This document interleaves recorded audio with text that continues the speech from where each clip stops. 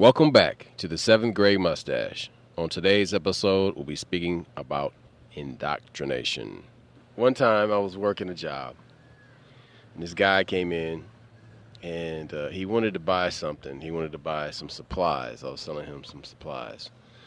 And this guy came in, and he worked for Coca-Cola. And I said, "What do you drink at home? What's in your refrigerator?" And he rattled off all these Coke products, and I'm like, so no Pepsi, no, no non-Coke products. He was like, no, of course not. And this guy was so adamant about drinking only Coca-Cola products. This guy was a company man down the line all the way. He made it his business to only drink stuff that his company made. Even if his palate enjoyed drinks from another manufacturer, he was so convinced that Coca-Cola was the way. This guy was, he basically gave over his mouth pleasure to a corporation. It's like the left Twix, right Twix commercial. Oh yeah, ours is different. So, That's all that but he matters. had been indoctrinated. And indoctrination is a process of baking a thought process, concepts, a paradigm, a worldview sentiment into the mind of a person. It's a very light way of creating a Manchurian candidate. And people who are indoctrinated, they carry water for other people, for corporations, for countries, for radical groups, and they do things that may embarrass themselves, but they don't care because they are so committed to the cause that consider they don't consider any type of thinking outside of the type of word speak that's been pushed into their head and programmed into them. And so you have people who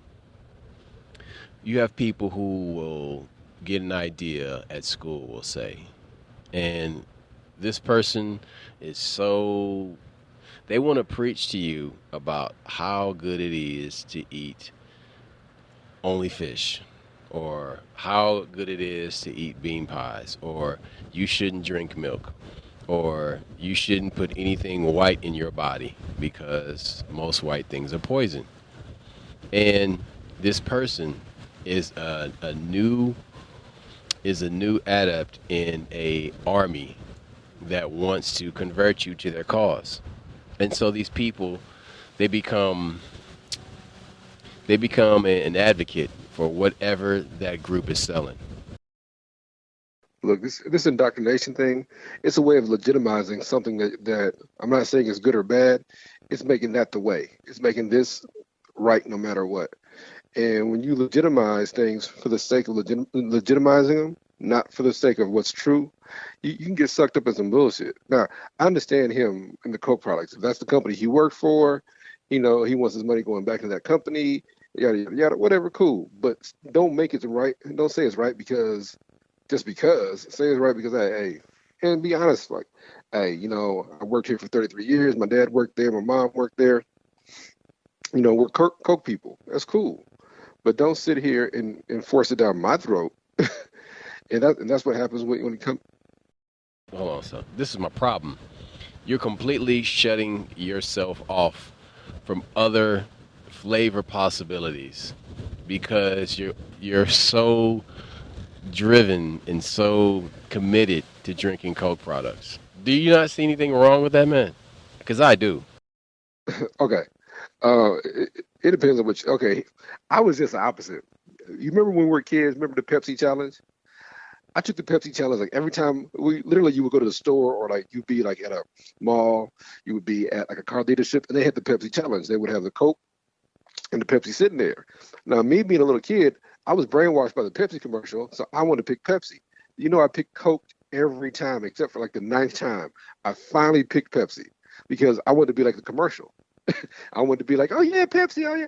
But it was just the opposite. I actually like to taste the Coke. You know, And yes, and that's I did right. You like the taste of cocaine. I get it, man. I I get dig it, it. but I did but dude, we were like 7 years old. Like literally, and the reason I'm saying that is because I saw the commercials, Pepsi Choice of New Generation. I wanted it. So much of my life was geared around commercials.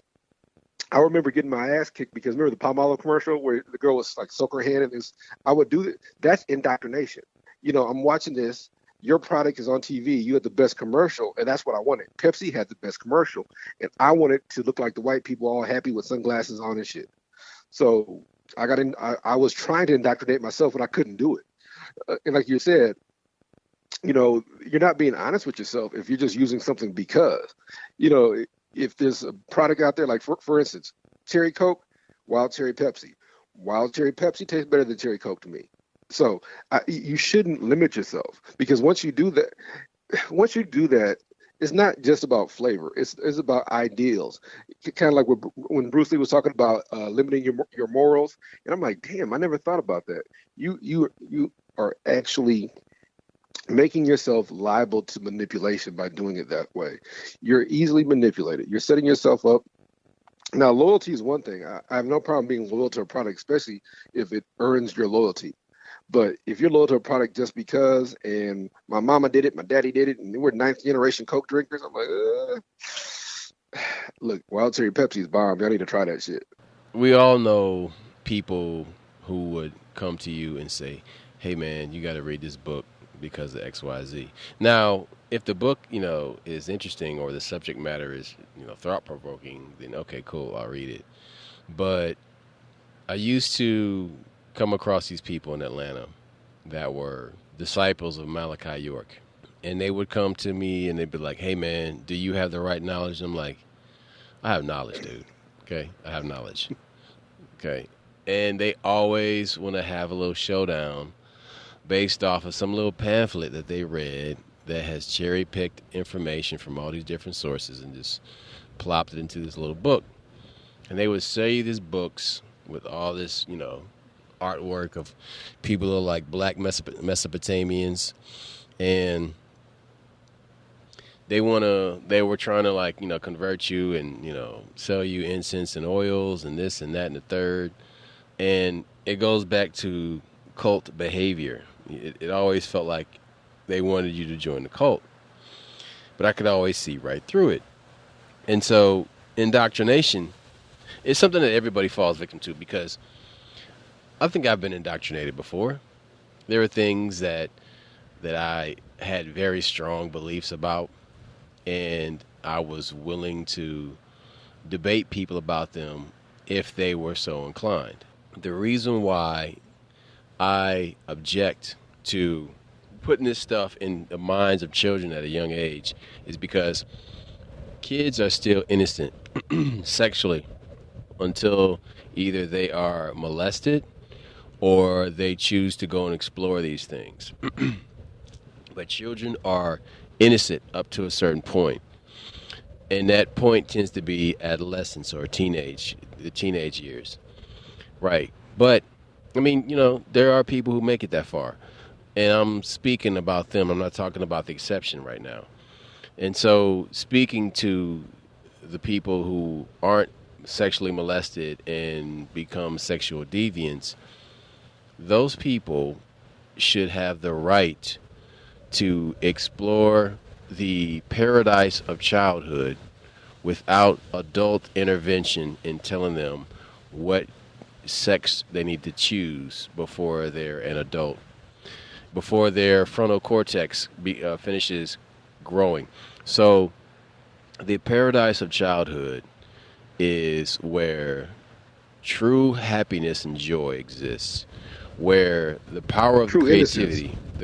creativity can shield a child from an abusive parent, from bullies, from all these negative things that can warp their upbringing.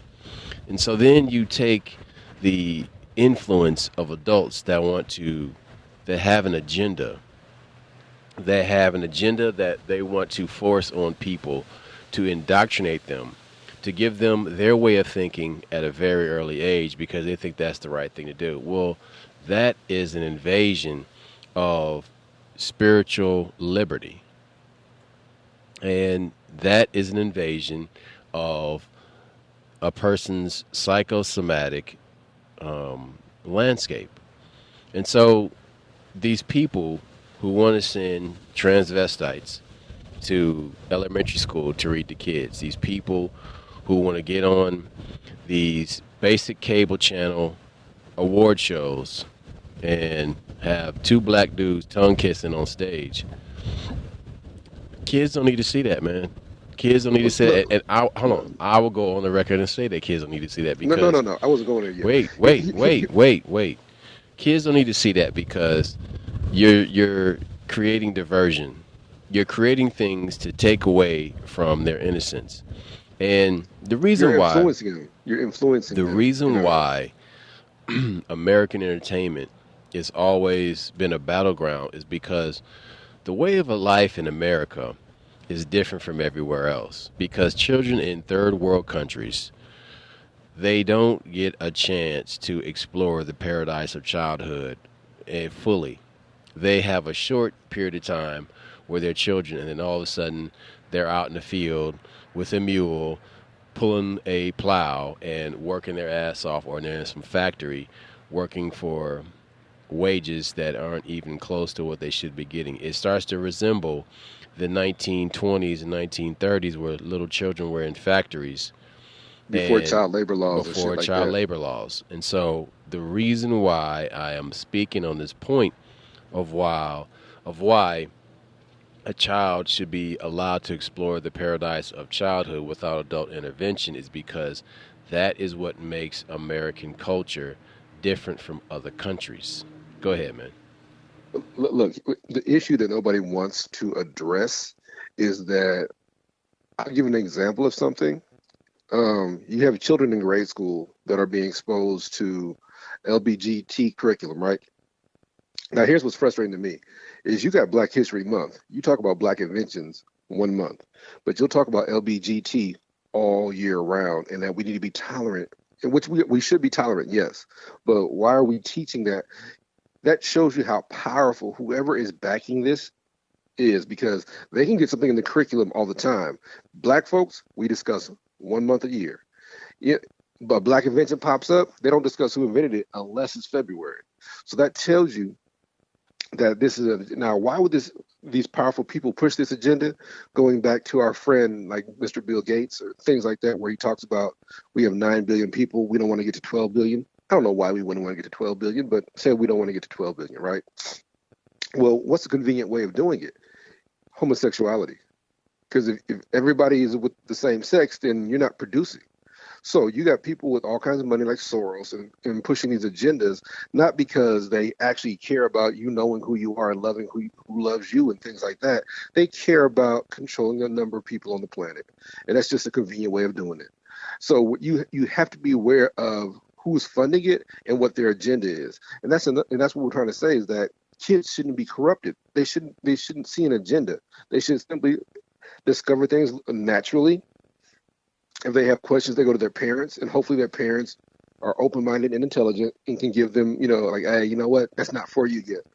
Yeah, well, yeah, they warn you. Parents are warning you, like, hey, man, that pot is hot. But you won't grab it anyway, of course. But what we're saying, this indoctrination thing, it's a powerful tool. Of course we know about it with religion. We see it all the time with religion. We see it all the time with government. It's funny how people are so anti-religion, but they're not anti-government. It's the same thing. I had a woman one time say on Facebook, she was like, yeah, I love my pit bull. She had 3 pits. But if they pass a law right now, I would get rid of them. I'm like, listen to yourself. I don't care if they pass a law right now, but if they came for my dogs or my guns, I'm going to put up a fight. Okay. But that's good you brought up guns, because many people have been programmed to think that guns are evil.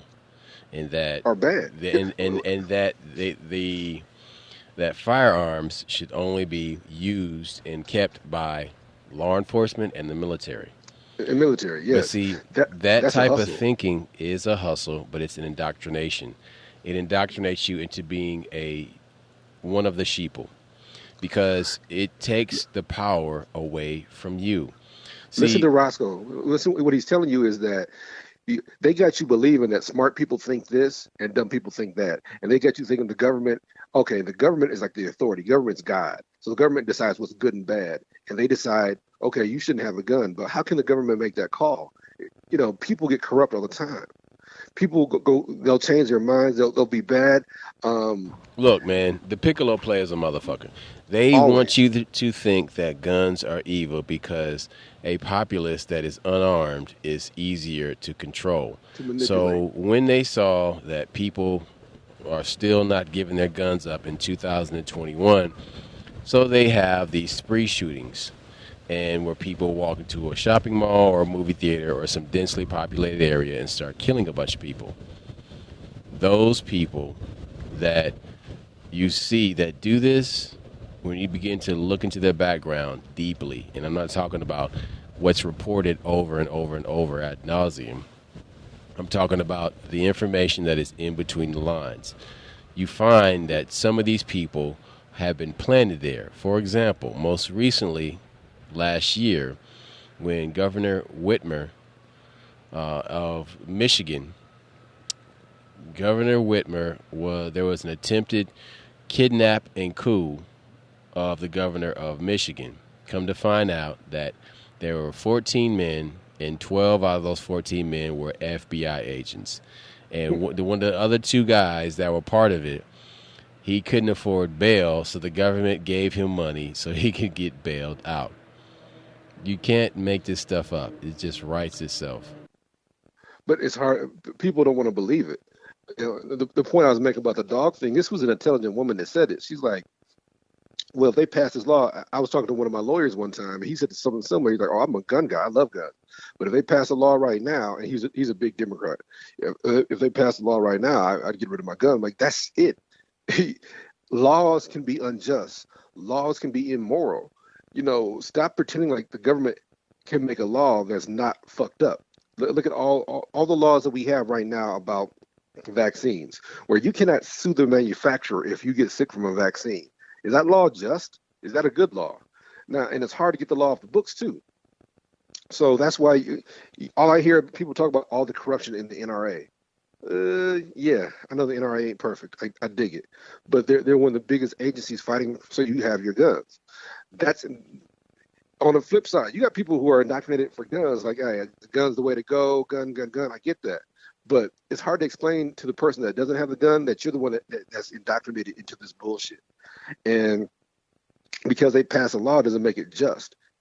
The example we always use, slavery was legal.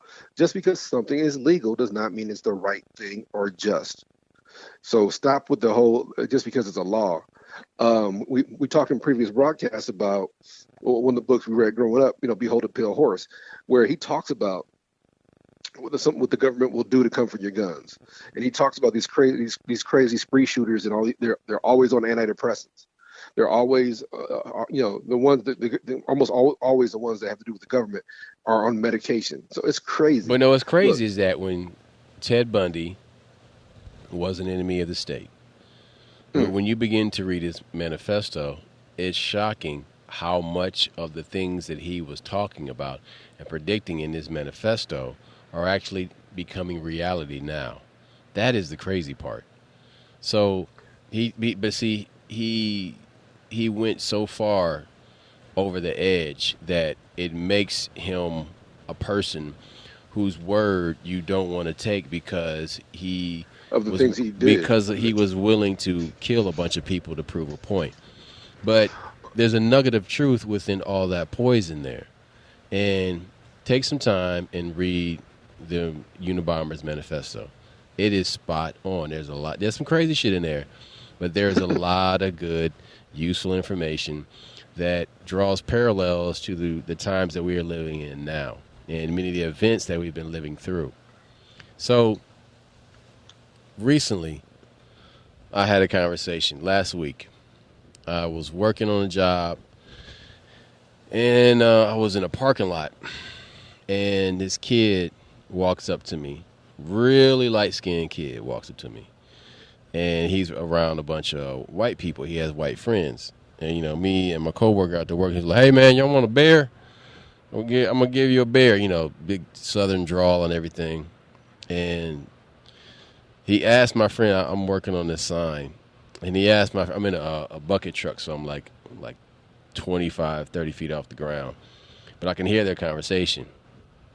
And one of the first thing he does after he gives my coworker a beer is he asks me, he's like, hey, what you think about BLM?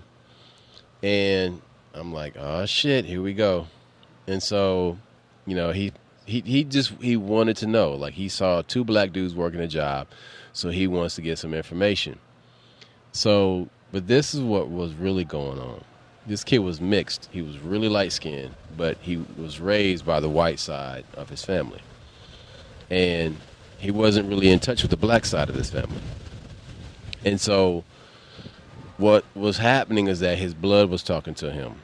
And he wanted to cipher up with some brothers and get deep on some shit because he was not getting that soul food or that mental nutrition, out there in the backwoods, mud bogging. So he rolled up on us and started asking us all these questions, and he kept saying, I'm white. I said, take your hat off. Let me look at you. I said, come here. And I asked him, I'm like, you mixed, aren't you? He's like, yeah. I said, okay, man. I said, what's going on here is that you want to know about the other side of your family. But you grew up around white folks, so you think you're white. And everything you know is white. And you don't know anything about black history. And people are putting things into your head, and you want to know the truth. And he nods his head. He's like, yeah, that's true. And I wasn't speaking down to him. I wasn't insulting him, but I was just reading the whole situation. He's like, yeah, that's true. And so I proceeded to tell him to not fall for the okie doke on either side, because I explained how, Trump abandoned the Proud Boys, BLM abandoned true black revolutionaries. They were never real black revolutionaries to begin with, but they abandoned the cause, the plight of the Negro. And so I explained all this to him.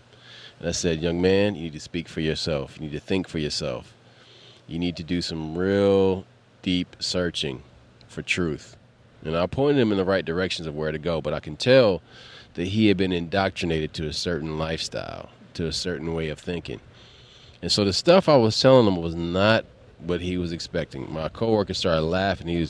When I started going in, he just started laughing because he was like, that ain't what the kid thought he was going to get when he came over here. He thought he was going to get some kind of talk about BLM and probably possibly get into an argument or something else. And I'm like, no, I'm not going to engage in any of that. Instead, I'm going to feed you. I'm going to give you some food, some mental food, some soul food that you can build yourself up and make better decisions going forward from this talk. So the kid, he left, man, but I could tell that, number one, he'd been indoctrinated to a certain right-wing ideology. And a right-wing ideology that wasn't sympathetic to black people.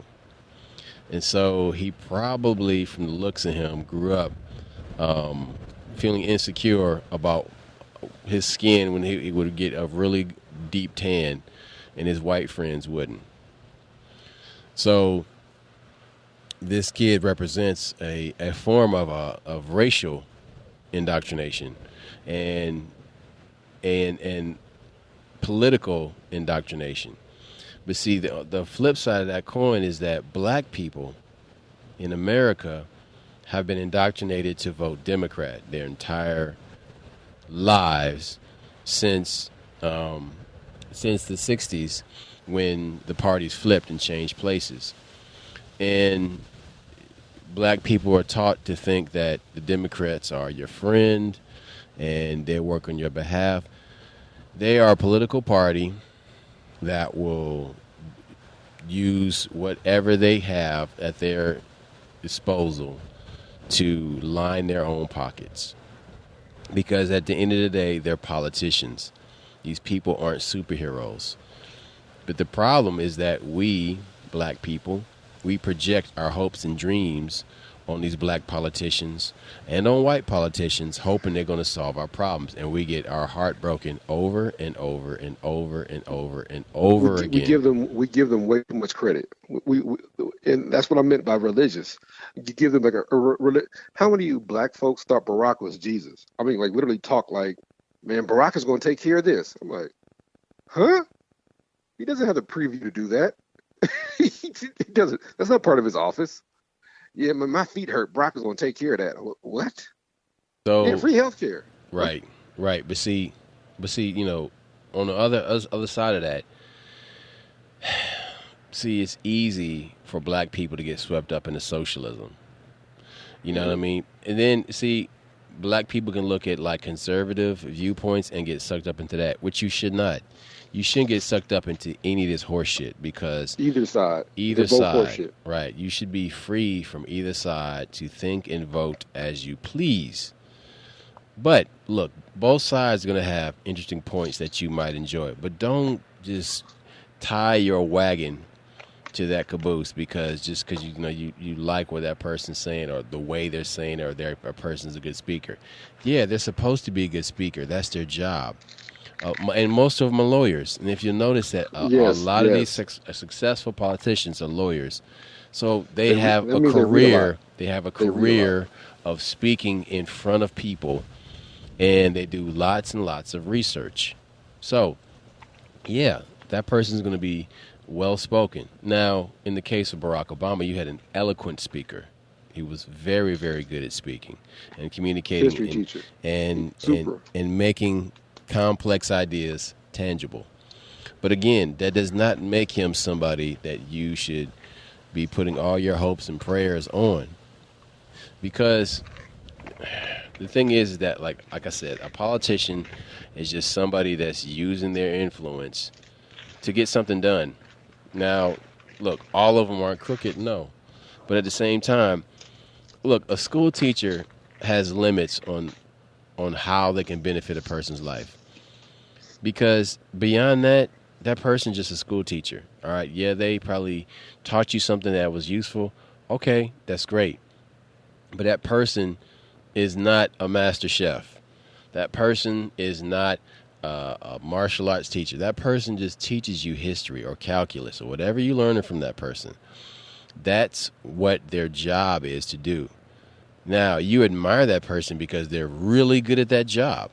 They're effective. They're an effective communicator. They're an effective teacher. That's great. That's their job to do that. That means they're really good at their job, and it's the information is settling into your subconscious, past your conscious mind. So that's great. That's effective. But there are other types of indoctrination, and the types of indoctrination that we're talking about now are, for example, when you meet a person in a social setting, and you may meet this person, we'll say, guys, you meet a woman, and she has an idea in her mind that all men are scum. Well, that idea was put in her head because she had a bad experience that scarred her. And so this scarring, emotional and psychological, will manifest in the form of this person having an abrasive reaction to men. And these women who walk around like that, or even men that treat women badly. These men that like to beat women. He was indoctrinated that way because he saw his mother beaten by his father or her boyfriend.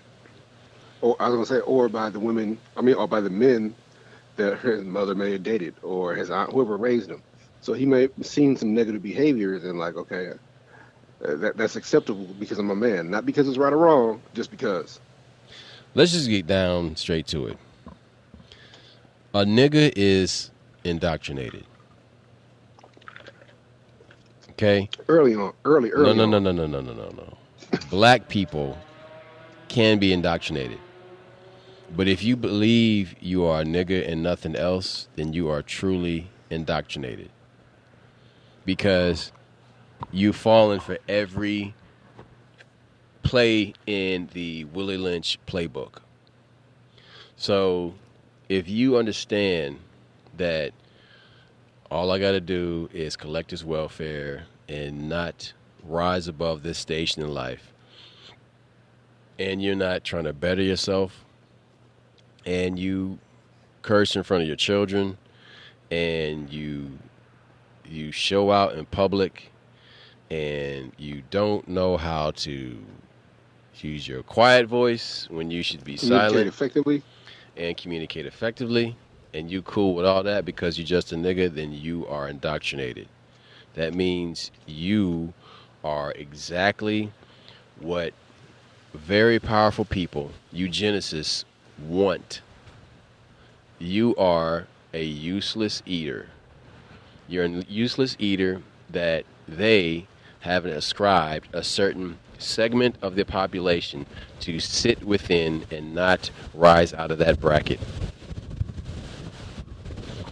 And so this indoctrination goes both ways. So you got this person that believes that their race is a nigger.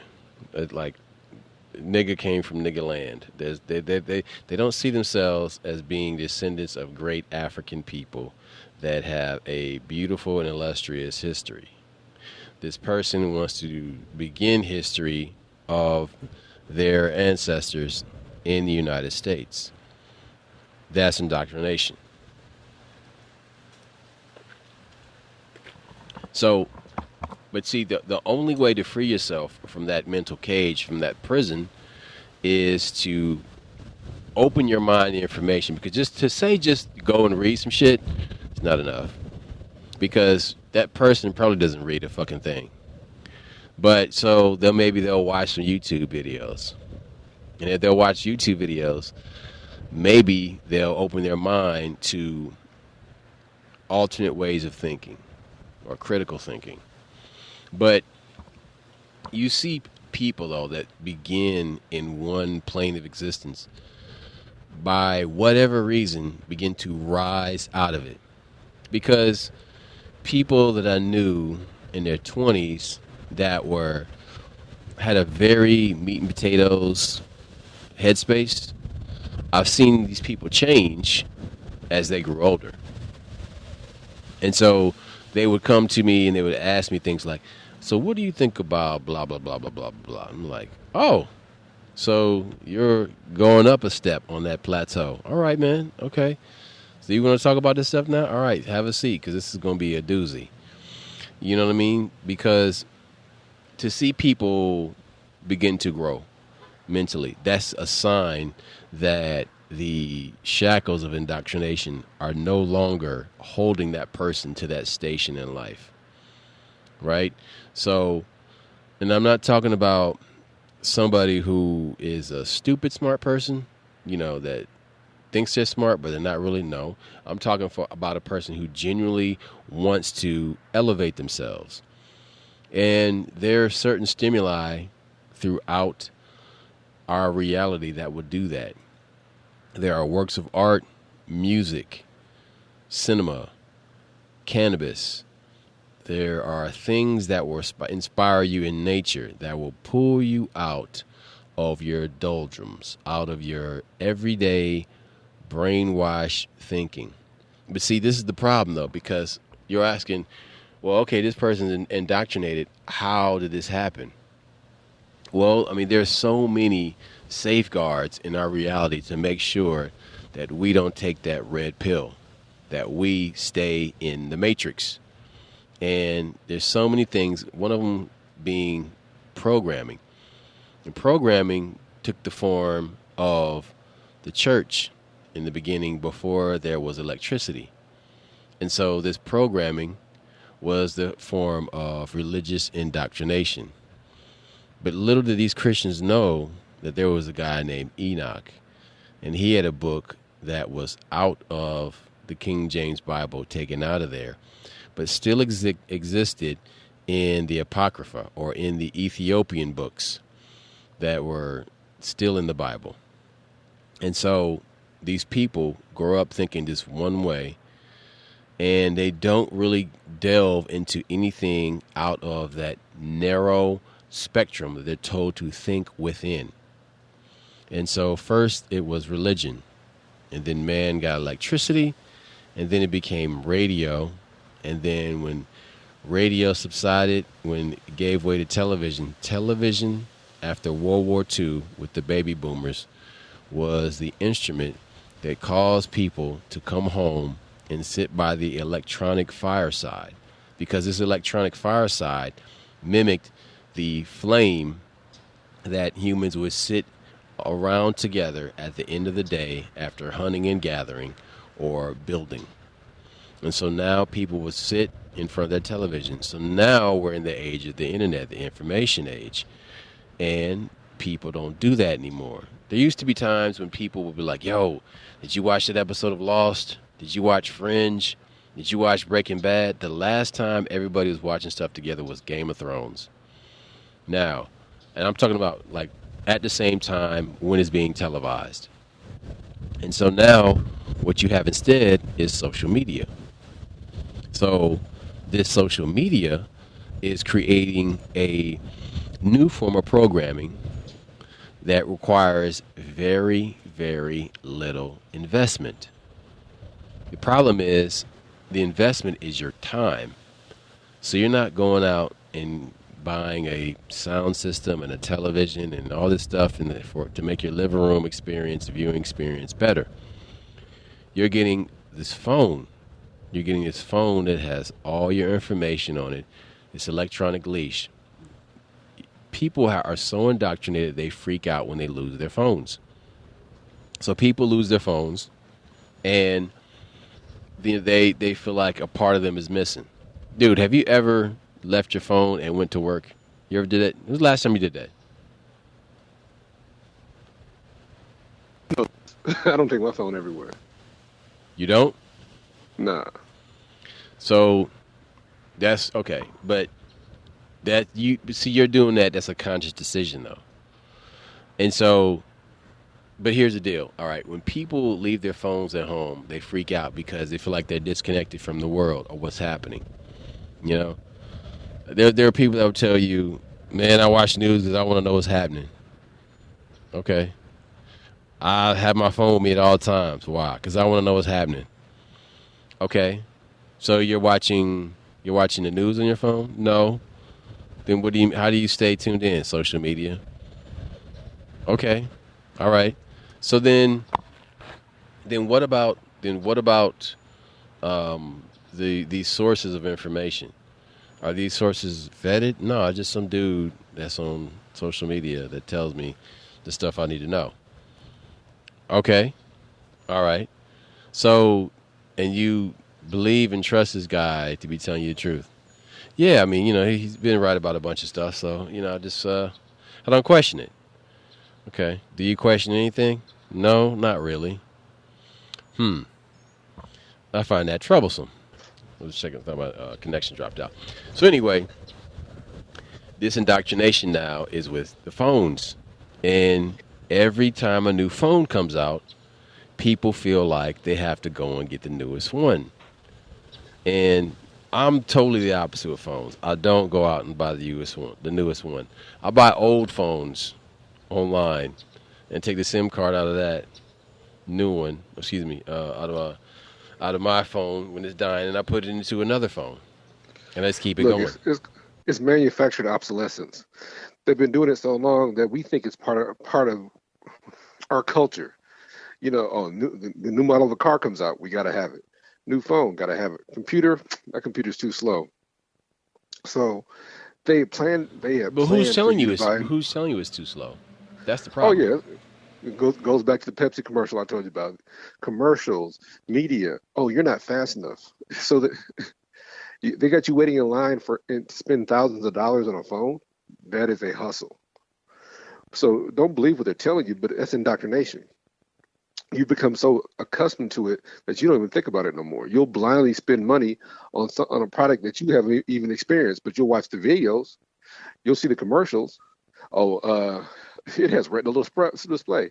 Your eyes can't even decipher that kind of shit. It's too small. But Check this out. There was a guy in in Chicago, black dude on the South Side, and his daughters were killed when people attempted to shoot him at a drive-through at a fast food restaurant. And he had two daughters in the car. They were shot and killed, but he lived. Now the question is did this guy use them as a human shield? Because his comments when the news had interviewed him later, well, he was like, well, I won't die for my children, but I'll die for my set. I'll die for my gang. And I'm like, what? Hold on. Man, that mind control is deep. When a person is all about a gang, but not about your blood, not about your children. And I'm like, hold on, man. Did you hear about that? Nope, nah, fool. But you know, with the internet, we live in a society of outliers. You know, they got you thinking the outliers the norm now. Back in the day, weird shit would happen. You would talk about it. The rumor would spread, and that was it, right? Now it's like people love to bring up that crazy shit because of the internet, because it's so easily communicated. Right, but it doesn't represent a true sampling of reality. It doesn't represent a true sampling of the real world, because you use the word outliers. Okay, these are exceptional people you're talking about. These aren't the everyday people that can do this all the time. You know, there's the problem with social media and the internet is like more and more of our lives are being exposed to people. The stuff that you don't want exposed. There are sexual habits of strange people that I don't want to know about. Yeah. When somebody said, Dave Chappelle, it was him who said that. So, I mean, he released that, but he said he had a foot fetish, and I thought that was odd. But that's something I don't want to know about that person. Like, sometimes, man, I don't want to see porn if I'm not in the mood to see porn. But in this day and age, everybody has one, and people are so accessible. Excuse me. And you got these famous people doing it. So now you got the average schmo. They're indoctrinated. They're like, okay, that's not a big deal. They can do that. There's no taboo. And we made fun of the Kardashians, but you got to remember, I didn't realize her show had started before the sex tape came out. You know, there's no privacy. There's no, there's nothing off limits, and that shit is ridiculous. No, okay. Here's the thing. The ideology changed. The whole concept changed. It went from mind your business to I have nothing to hide. And it took 2 decades for that to happen. It took 9/11 and the rise of the surveillance state and the introduction of the idea of human capital industries. Human capital industries. All right, we're going to come back to that. But it took the rise of the surveillance state where people were encouraged to snitch on each other. And then that idea or that view was then revisited again during the coronavirus pandemic when people were encouraged to rat on their neighbor, to snitch on their neighbor. And when people talk about Julian Assange and Snowden and these people who leak information out to the public about what the government is doing that is not in our best interest, people who are indoctrinated into thinking that the government is your friend and they can't do no wrong will not listen to you, and they will have a retort that sounds something like this. What do you mean they're listening to all my phone calls and read my emails? They can do that. I don't care. I'm not a bad person. I don't have nothing to hide. Well, you just involuntarily gave away one of the rights that you have in this country as an American citizen. And I think a problem a lot of people have is that they compare themselves to people in other countries, or they want to be like people in other countries, and they want to give away their rights, so they're this global citizen who is asexual and easily persuaded to get whatever the government tells you to take. And so when you become one of these people, when you become one of these useless eaters, everything that you started off with in this group of morals, or this group of codes that you live by, when you start to just give these away one by one with a problem solution, a problem reaction solution, then you're sliding into this comatose, zombified state. There was an interview with people who lived in communist China, and they talked about how after the students had revolted against the military or against the Communist Party in the Tiananmen Square, the government spun the story by saying that those students were radicals, by saying these students were troublesome people. But the troublesome people were the ones who had altered the truth to make themselves look like the benefactor. And so the people that were living in the aftermath of Tiananmen Square were called the Walking Dead. They were called the Walking Dead because they had given up all hope of resistance. And they said that's the way they get by. They get by just simply submitting. And so they had lost their will to fight. And by doing so, they had completely given over all of their power. Those kids that were protesting in Tiananmen Square, they were gunned down. They were gunned down by soldiers and tanks. And the methods that they used to kill these kids were despicable. The kids would run down one street and see a tank, turn the alley, and go down another alley. The soldiers were told to modify their route to find these kids wherever they are and shoot them down. Shoot them down, and they had no weapons. They were unarmed. These were unarmed people against tyranny.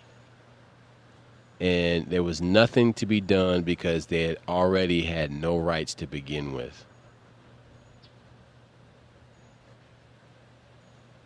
Correct. But see, that is what's happening. Everybody's becoming like so apathetic, and they don't care about anything.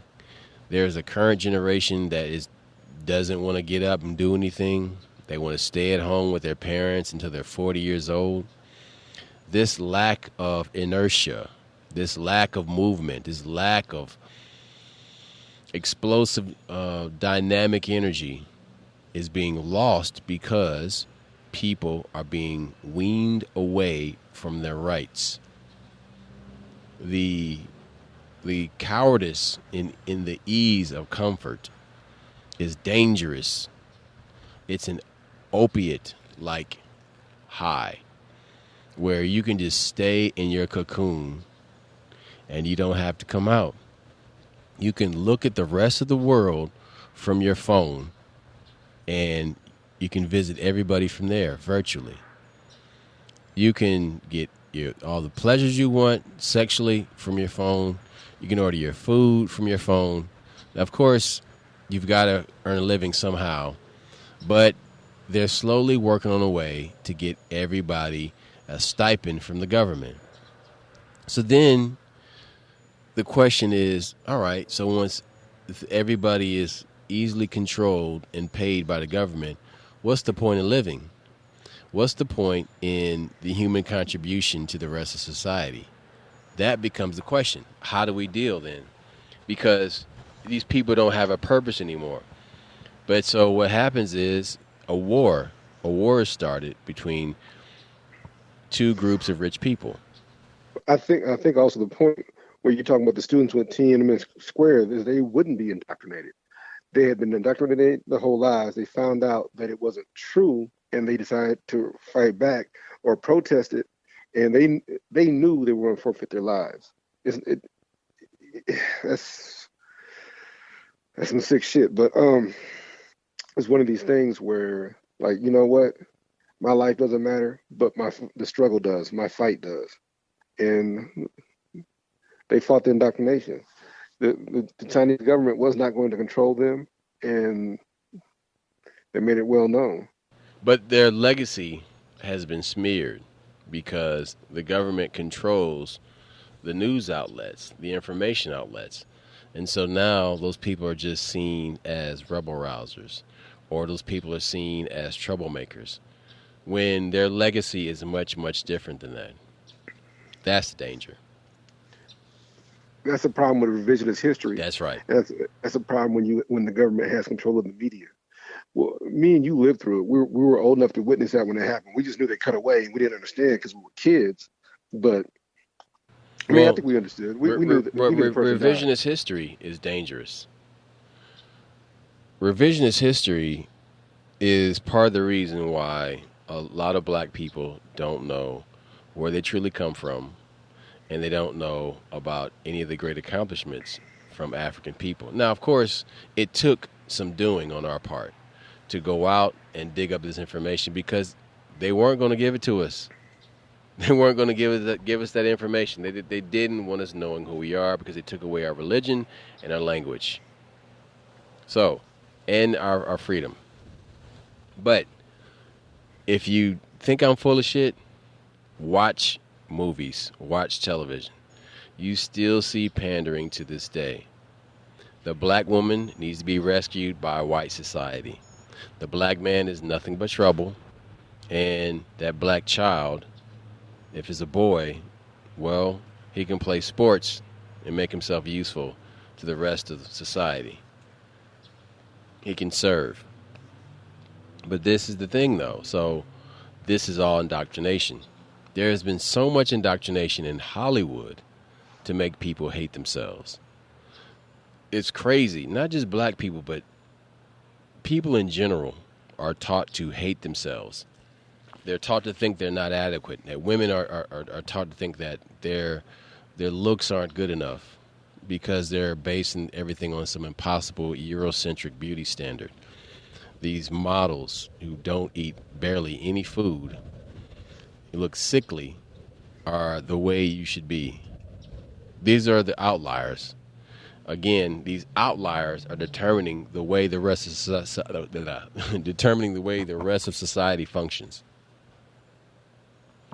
So another way of looking at it, the whole situation with the outliers is, ask yourself, do you know anybody that's skinny? Do you know? Go ahead. You know, the definition, here's the crazy part. What we do now, when I say we, I mean the media, and they change the definition of words. And then they use those words to describe things that happened in the past. Or look, Trump's a dick, I get it. But if you look at the behavior of certain people, Hillary was more of a fascist than he was, but you can't tell people that. Or they're bent on the definition they learned for the word, but I'm like, that's not the actual classic definition of the word. And we use words out of context, and that's one way that the media gets us, by controlling the definition of words, which I know it sounds corny, but that's a big part of it. But doublespeak is very powerful. Yes. 1984, Orwell, doublespeak. You got it. Keep preaching. So, all right. Doublespeak is dangerous because I can tell you how much I don't like you or how much you and your people should be killed. And I can do it in such a way that you won't detect what's being said unless you are savvy enough to pick up on the resentment behind the words. And see, the thing about the English language is that there's so many different ways to say the same thing. And unless there is a vested interest in separating truth from trash, people get information all the time from the news media and don't really understand what they're being told. They just look for the buzzwords and they repeat those buzzwords. So Doublespeak is used by politicians. It's used by anybody, and salespeople, anybody that wants to coerce you into something, wants to wants to convince you to do something that is counteractive or counterproductive to your true nature. Well, the other thing is, but that's the indoctrination part. You'll swear by it. You'll swear by what you saw on CNN, MSNBC, Fox. You'll swear by whatever they tell you about the virus, about whatever, and that's the indoctrination part. You don't vet it. You got what you wanted to hear, and you ran with it. And we complained in the past about having so many news outlets, which I'm glad we got a bunch of news outlets, but I'm saying that people tend to find the news outlet that suits their belief already.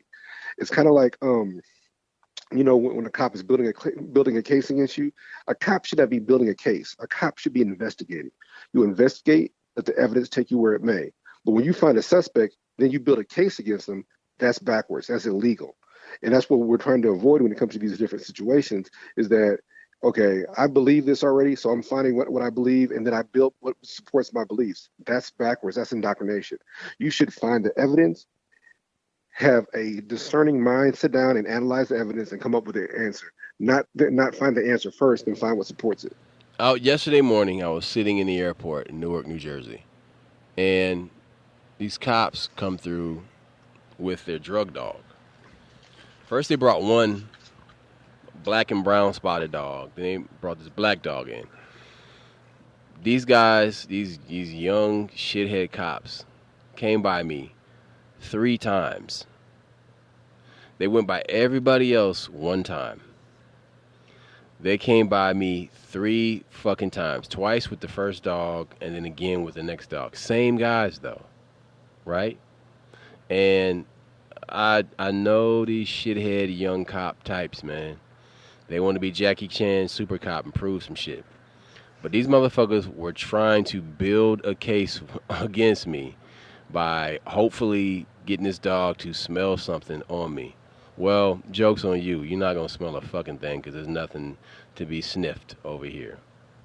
But I thought it was really funny, man, like how I'm sitting there and they came a third time. I'm like, again? Really? And I just looked at them. Yeah, hide your racism, please. Least you can do. Yes. Least you can do. Disguise your racism. And they all have the same haircut. You know what I'm saying? And they just fucking clowns. They dress the same. They fucking look the same. They act the same. And it's like, wow, man, like you can't hide your fucking racism. That's racism. That's them attempting to suppress me. But this shit didn't work. But yeah, dude, yeah. And they had been indoctrinated to think that way about me when they saw me sitting there. Sitting there minding my business. They have rules for cops to try to counteract some of this shit.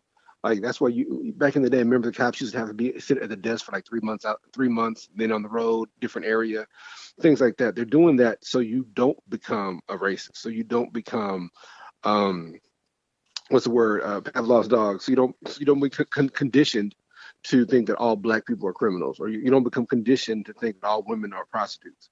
And they do these things so to stop it, but it doesn't work. The deepest thing I ever heard was one comedian said when a cop was like, "Hey, we need more training," and the comedian goes, "Well, then you got to train you not to shoot white folks. Why they got training to shoot niggas? You know, why do I need training not to do something like that?" That tells you right there is that your primary function, or the reason you took this job in the first place, was to do these fucked up things. You wanted that power. You wanted power so you can abuse it. You went there wholeheartedly. You took this job wholeheartedly with this shit. And you probably indoctrinated before you got there, through media, through the education system, through the legal system, through your own family. That's some fucked up shit. Yeah, man. But that's another, form of indoctrination. American success story.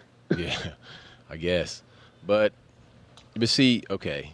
Here's another thing though. Like black men getting nervous when they see cops, or a cop get behind you, and I had stopped doing that at a certain point in my life, and I stopped like fearing that shit. I mean, I think I was like pretty young when I stopped, but what I began to do is I began to take control of the thought forms that created thoughts in my head. And when I would see a cop, I began to use the force. And I would send out a thought wave that would cause their attention to be deflected away from me. And I knew I was like, you know what, man? I'm going to use my gifts. I'm not going to be a victim of this shit. These mental midgets are not going to walk all over me. I'm not going to let that happen. And so, yeah, man, that's really like what it was, man. Like I stopped being afraid. And then also like training and shit, martial arts, and you seeing like, cops at the dojo and shit, and like, oh, okay. I think our mid-30s we stopped being afraid of cops. You know, for me, I think I was 28, It 29. was before that. It was Yeah, in my mid-20s. yeah, I think so. Yeah. I know when I got my concealed carry, and I realized like, oh, cops treat you differently when they know you got a gun on them, gun on you. Excuse me. When I started working security, and I had to. I remember the first time I threw a cop out of a club. He's a tall dude. I don't know his name. He was a black guy, and everybody's coming in, and I guess I was supposed to know who he was. And I was working, I think, at the Lava Lounge, and I grabbed the dude by his arm, put him in the arm bar, and grabbed his belt and threw him out. And oh no, I'm a cop. I'm a cop. I'm like, oh. At that point right there, I'm like, oh, that was the easiest person I ever threw out because he was coming in. I guess I was supposed to know who he was, and I didn't. So I armed barred him and grabbed him by the front of his belt and literally tossed him.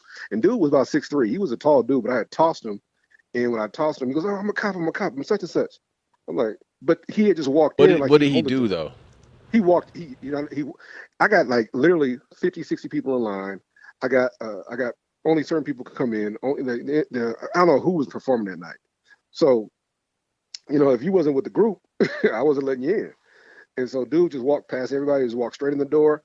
I see him, I grab him, I escort him out and tossed him. I like literally tossed him. And when he fell, hit the ground, that's when he said, I'm a cop, I'm such and such. I'm like, oh, well, you ain't got no badge on, you got regular clothes on. Yeah, you gotta announce yourself. Yeah, you susceptible to get your ass beat. So, and then on top of that, I don't give a shit. But all he had to do was say, let's add that in there. I don't give a fuck that you a cop. That changes nothing. But where's it? Hey, excuse me. Hey, I'm with such and such. Or hey, let him. He did not recognize me. He knew I wasn't a regular security guard there. It's like my second night working at the Lava Lounge. But it was when that started happening. When you start tossing people, that's when you started being like, okay, I ain't scared of these motherfuckers. Y'all understand? I ain't scared of you motherfuckers. I remember, rest in peace. I remember first time Day knocked out a cop who was in Norman, Oklahoma. I remember this black cop had lined everybody up. He was just being a dick. And Day stepped out of line, knocked the dude out. But when he hit the ground, he popped back too, and he jumps up. Who hit me? And everybody's like, how do you not know who hit you? So why did he hit him? He was just being an ass. Dude was being an asshole and said something that Diddy didn't like, so he just walked him and knocked him out and got back in line. Was it? And so, where were you at? University of Oklahoma, OU. You said you were in line for what though? No, we weren't. We had walked over there. I left because I didn't like the way dude was talking. And he was talking shit. He's like, "Y'all get over here, get over here, get over." He was looking for something, and he was real disrespectful. It was about 5 girls and 3 or 4 dudes. And Dede was like at the back of the line. He's like, and he said something to him. So Dede stops out, walks around, knocks him out. He just knocks the dude out. When dude hits the ground, he regains consciousness. And when he does it, he doesn't know who hit him. He's like, "Who hit me? Y'all motherfuckers tell me who hit me." Yeah. So when you realize how bumbling these guys are and how a lot of them are meatheads. And so it makes the ability to be indoctrinated. The whole idea that you got these intelligent people, they become cops, and then they get sucked into the whole blue gang shield. No, it's not that. These motherfuckers don't have a record, and that's all it took. Because they're white, they didn't get arrested.